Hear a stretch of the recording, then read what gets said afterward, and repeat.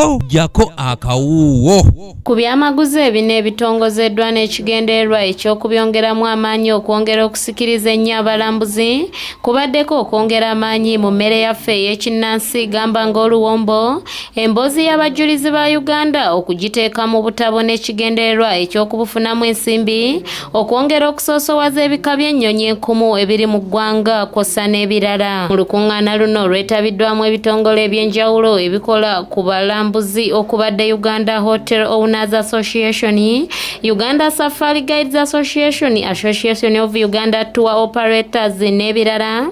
Minisita atwala ebyobulambuzi Honorable Ephraim Kamuntu mwasinzidde n'atongoza enteekateeka z'ebitongole bino bye zigenda okugoberera mu myaka 5 okulaba nga basitula ebyobulambuzi mu ggwanga. Minisita mu kwogera kwe agamba nti newankubadde nga bayambiddwako nnyo ebibiina by'obwannakyewa okulaba nga ebyobulambuzi biteekebwa ku mwanjo, embalirira gye babawa ekyali ntono nnyo kyokka nga Uganda yesinga okuba n'ebisikiriza okulambula ebingi wabula nga ebimu byetaaga kuddaabirizibwa.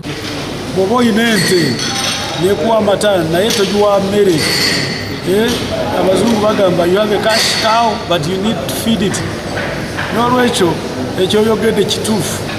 Bw'olaba budget ya tourism ekyali ntono naye kakati government ekikolako, Ministry of Finance ekikolako. Newankubadde ng'ensengeka y'amawanga agasinga okulambulirwa Uganda eri ku mwanjo, wakyaliwo bingi ebyetaagisa oteekebwamu ssente n'okulongoosebwamu gamba ng'amawoteeri, engeri abalambuzi gye bakwatibwamu, abalabirira abalambuzi n'ebirala kyokka nga byonna byetaaga nsimbi.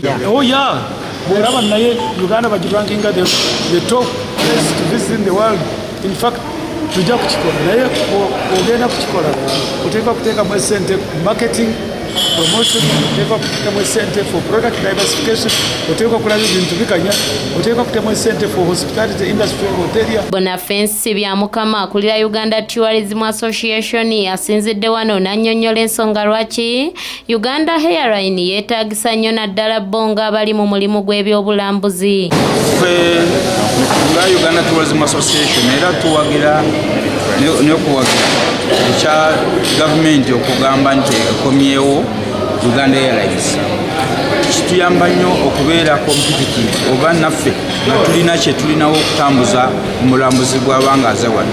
Kyetugamba nti n'obwoba nga baagala kugenda London naye naffe bw'ogenda Kenya osangayo ennyonyi zitambula mu nsi nga Kenya. Ono era annyonnyodde ku byamaguzi ebitongozeddwa mu byobulambuzi n'ekigendererwa kyabwe mu kutongoza ebintu bino, nga bino basuubira nti byakwongera nnyo ku byenfuna by'eggwanga lino. Soose bulijjo abantu bagenda ne mugongo basatu June.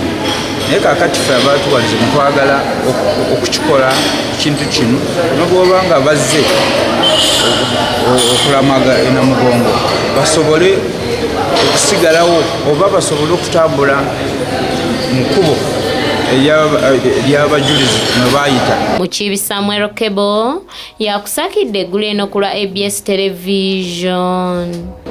A presentation, a quick 5-minute presentation.